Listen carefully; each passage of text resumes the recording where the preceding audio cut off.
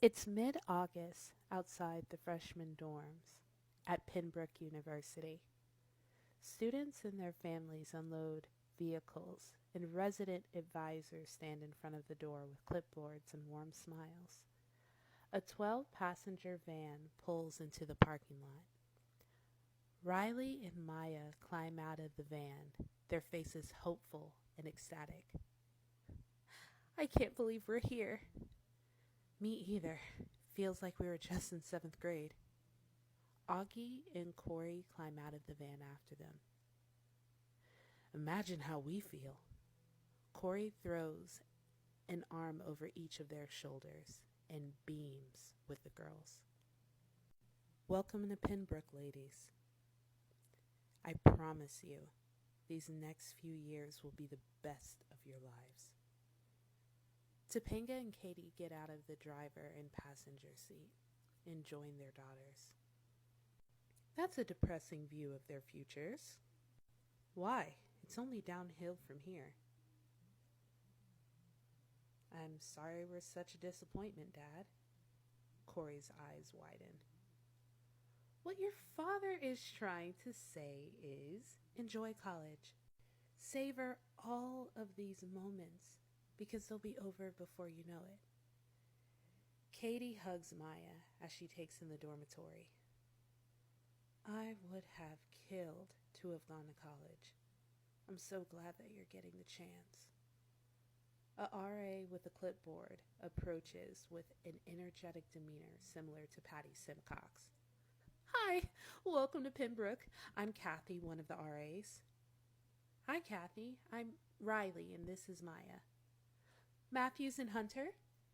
Maya's face shifts for a moment, but she forces a smile. Yep, that's us.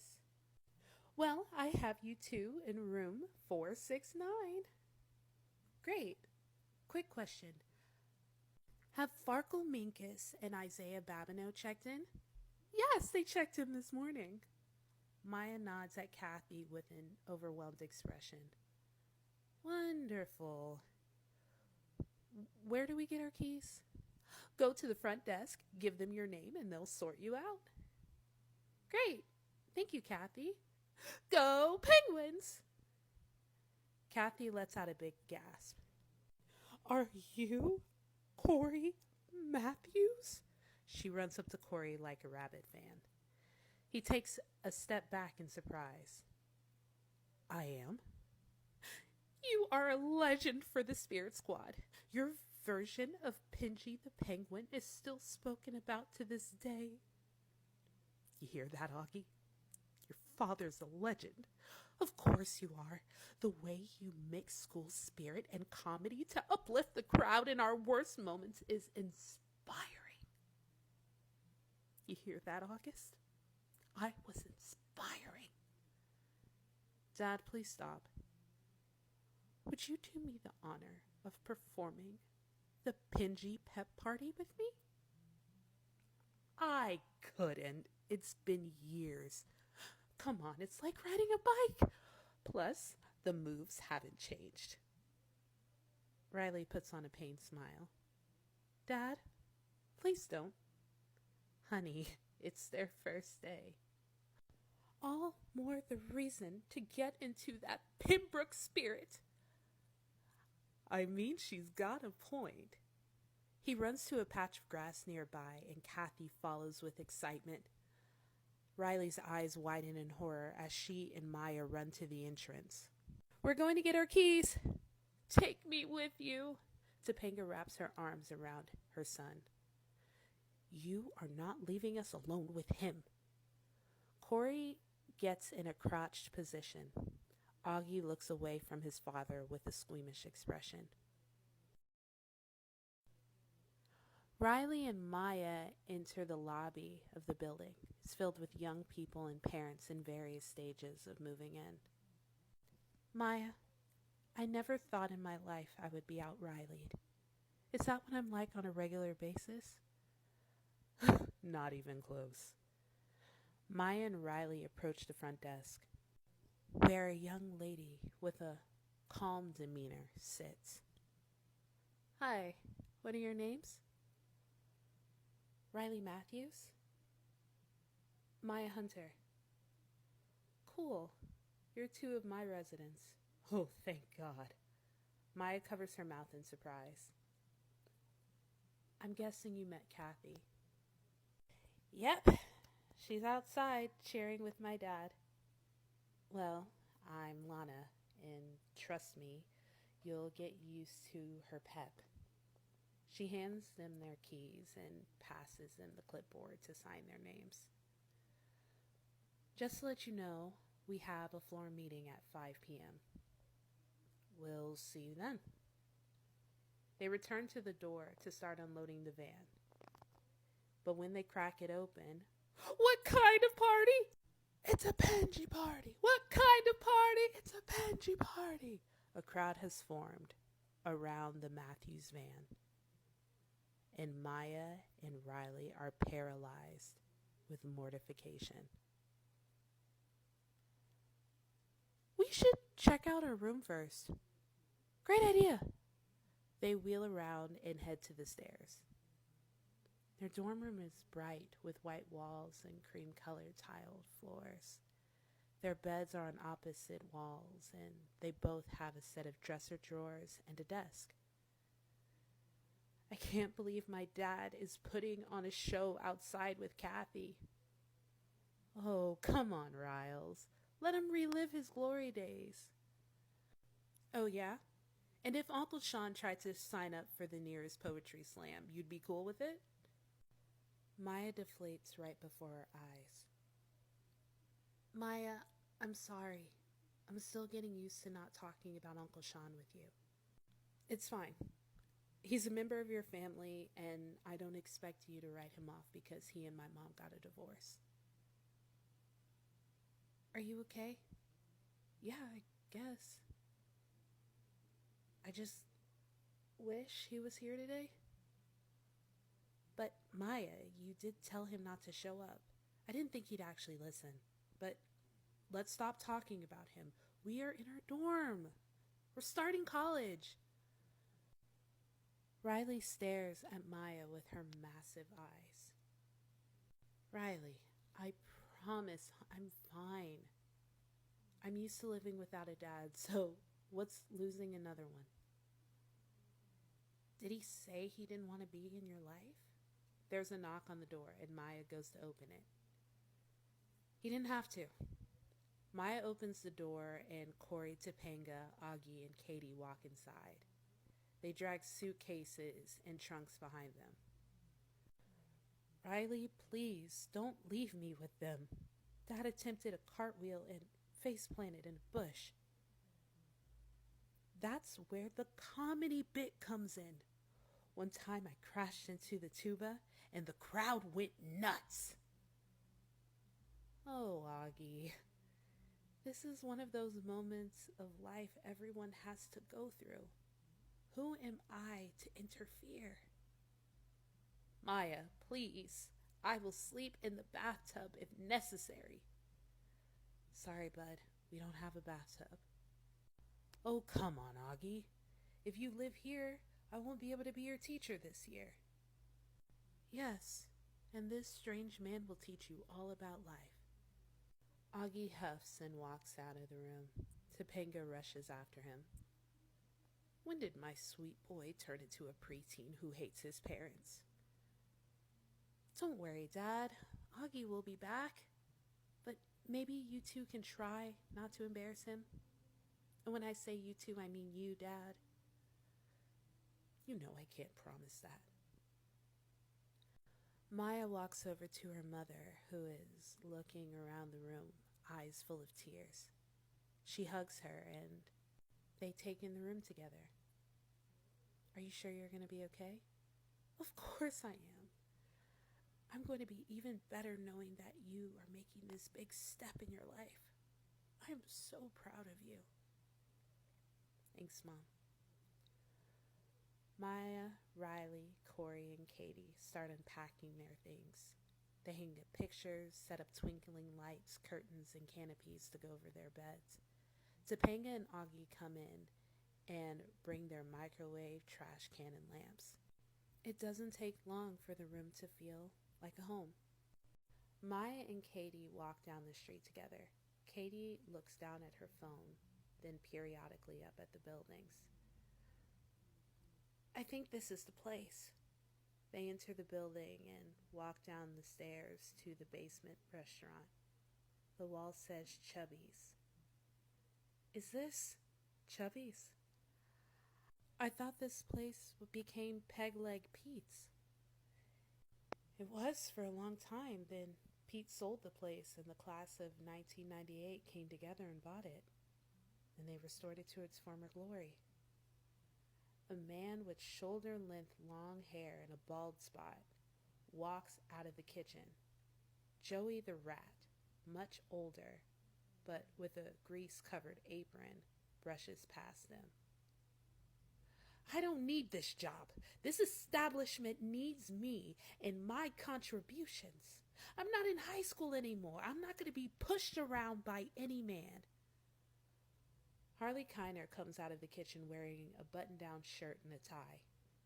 Joey, get back to work. Yes, of course. I was just getting some air. Janitor Harley? Harley looks over and grins at Maya. Hunter! Welcome to Chubby's. What are you doing here?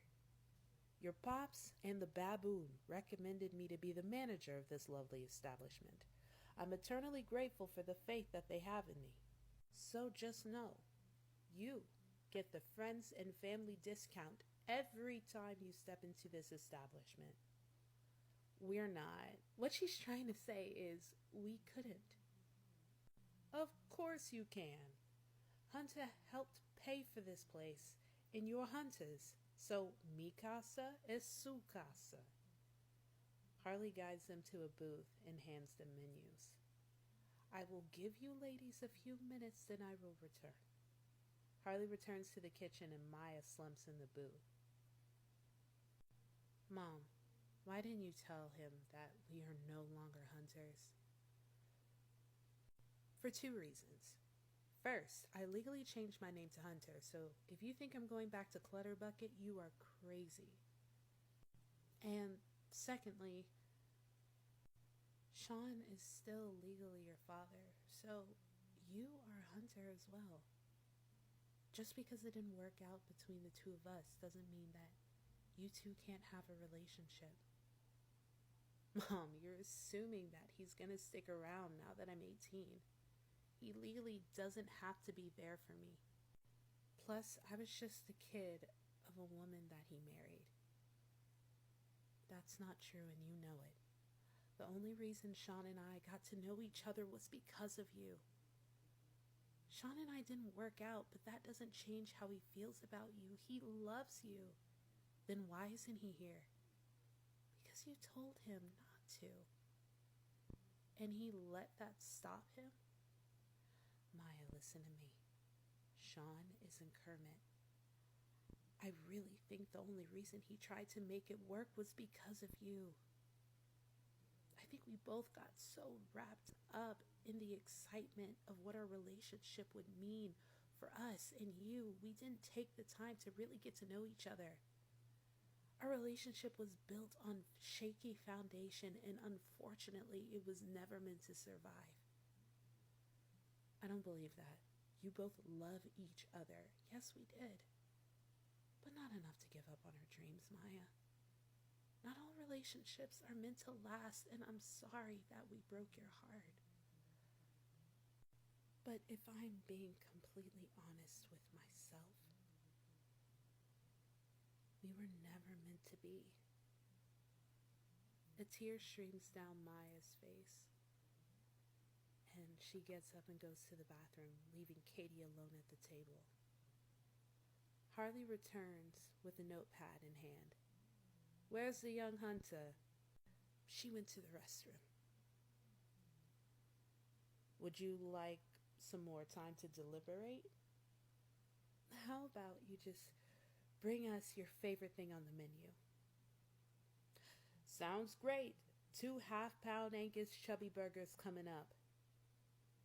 Katie's eyes bulge for a second, but Harley doesn't notice as he goes back to the kitchen. The Matthews family, are at Corey's childhood home. Corey sits in the kitchen with his mother. She has a worn look on her face. Sweetheart, you have to trust Sean to know what's best for him. And what's best for him is missing his kid's first day of college? Topanga stands in the kitchen with a mug of tea and an irritated expression. Sweetheart, Maya didn't want him to come. When you're a parent, sometimes you need to ignore what your kid wants for their own good. I understand what you're saying, but Sean is old enough to know what he's doing. Then why isn't he doing it? I try to let Sean figure things out on his own, but whenever I let go, he always makes the wrong decision. That's not fair, honey. Sean has done really well for himself. Yes, he has, but normally that comes with a nudge from the people who love him best. Topanga lets out a long sigh and walks out of the kitchen. She enters the living room and sees Riley pacing before the coffee table as her grandfather and brother watches her with equally worn expressions. And I know that Maya wants Uncle Sean here, but she's deluded herself into thinking that she doesn't. Every single time someone as little as mentions his name, she clams up. I should have invited him to come. Kiddo, I don't think being ambushed by her father would have been an ideal situation for anyone. Well, at least they would be talking. You know, I should call him and see if he can come for the weekend. Riley, I don't think that's a good idea. This is for the greater good. Topanga rushes over to the couch and grabs her daughter's wrist. Let's go for a walk. Okay. Topanga leads her daughter down the street until they make it to the corner. Is this going to take long because I need to make a call? Sweetheart, you're not going to make that phone call. Do you even know what I'm talking about? I do, because your dad is contemplating the same thing in the kitchen. Well, Dad's right. Someone needs to do something to help them. I love you and your father so much. And you both have such big hearts, but unfortunately, you both tend to overstep when it comes to taking care of people that you love. Is that really a bad thing to want to be there for your friends? It is whenever you start treating them like projects rather than equals. I don't do that to Maya. I didn't say that you do. But between me and you, your father does with Sean. A big part of your father's identity is being Sean's fixer. It's been that way since we were little kids. Your father supports Sean through his difficulties while Sean makes your dad feel good about himself. Unfortunately, your dad has made Sean a fixer-upper in his mind. I don't even think he realizes it.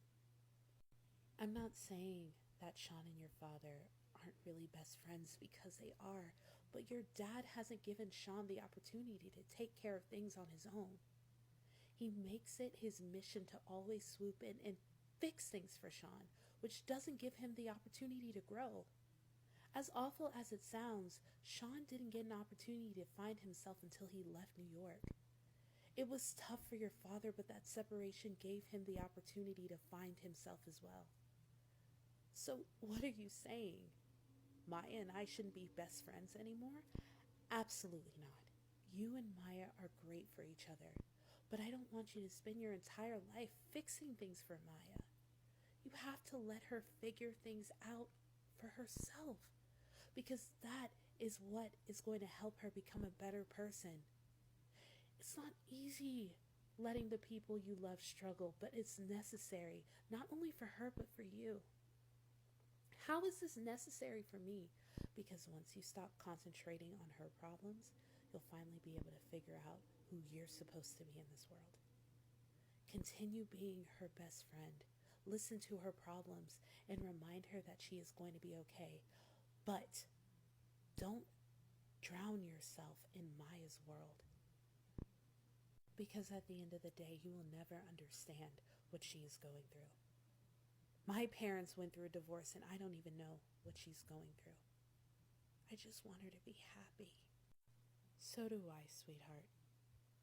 I want all of them to be happy, but you have to let her find her own happiness, not the version of happiness you think she should have. Riley's eyes fill with tears, and Topanga pulls her into a hug. I know, sweetheart. I know. Maya and Katie arrive back at the dorm room, just in time to see the Matthews crying in a big group hug. Maya tries to turn around and walk out of the door, but Topanga grabs her by the arm and pulls her into the hug. Girls, promise me you'll take care of each other. Of course, Dad. Always and forever. And please, for the love of God, sign up for the 101 classes first. Why wouldn't we? Is that supposed to be a college joke? Yes, it's a college joke. It's not as if an idiot would sign up for advanced classes their first year. Augie reaches for his sister and hugs her tightly. You'll call me, right? All the time. Tears stream down Augie's face, and Riley brushes them away. I'm just one train ride away. Trust me, you'll barely know I'm gone. Then he pulls Maya into their hug. I'll miss you too, Maya. I'll miss you, Augie Doggy Matthews. Topanga is a complete mess, and Katie's eyes begin to fill with tears. Corey smiles at the girls and gives them both a hug. Work hard, but enjoy yourselves, and take chances. The girls, fighting their urge to cry, hug their mothers, then switch and hug the other mother. Maya and Riley walk their family down to the lobby and put on brave faces for them. They watch from the window as Corey, Topanga, Katie, and Augie get into the van and drive away. Maya and Riley touch heads as they sit at the window for a while. There you are! The girls turn around and see Farkle and Zay enter the lobby. The girls rush over to them and embrace them. Then they switch. We went by your room, but no one was there. We were just seeing off our parents. Did they cry?